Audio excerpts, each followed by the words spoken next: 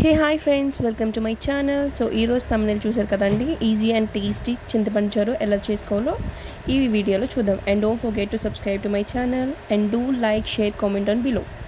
Thank you and get in to the video. So first అయితే ఒక వెజిల్ తీసుకున్నట్టు water తీసుకున్నాను. మీకు ఎంత చారు కావాలంటే అంత వాటర్ వేసుకోండి. అండ్ దానికి సరిపడగా ఒక చింతపండు తీసుకున్నాను, కొంచెం చింతపండు, అది కూడా యాడ్ చేసుకున్నాను. తర్వాత ఒక ఆనియన్, చిన్న ఆనియన్ అయితే సరిపోతుంది, అది కూడా చాప్ చేసుకొని వేసేసుకోవాలి. అండ్ కొంచెం ధనియాలు, దాంట్లోనే కడిగి పెట్టుకున్న కరివేపాకు, చిటికెడు పసుపు, ఒక స్పూన్ ఉప్పు వేసుకున్నాను.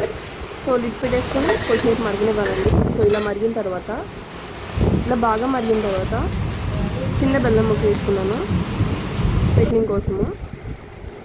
సో మళ్ళీ లిడ్ పెట్టేసుకొని ఇప్పుడు మనం తాలింపు పెట్టుకోవడానికి అన్నీ రెడీ చేసుకుందాం. కరివేపాకు, ఎండుమిరపకాయలు, జీలకర్ర, ఎల్లుల్లిపాయలు. సో వెజిల్ తీసుకొని కొంచెం ఆయిల్ తీసుకున్నా అండి, ఒక 2 టేబుల్ స్పూన్ ఆయిల్ తీసుకున్నా. వెల్లుల్లిపాయలు, జీలకర్ర, ఎండుమిరపకాయలు, కరివేపాకు వేసుకున్నాను. వీటిని బాగా తాలింపు పెట్టుకోవాలి. ఇలా మిక్స్ చేసుకున్న తర్వాత మనం ఆల్రెడీ మరుగుతున్న చారు ఉంది కదండి, ఆ చారులో దీన్ని డైరెక్ట్గా యాడ్ చేసుకోవడమే.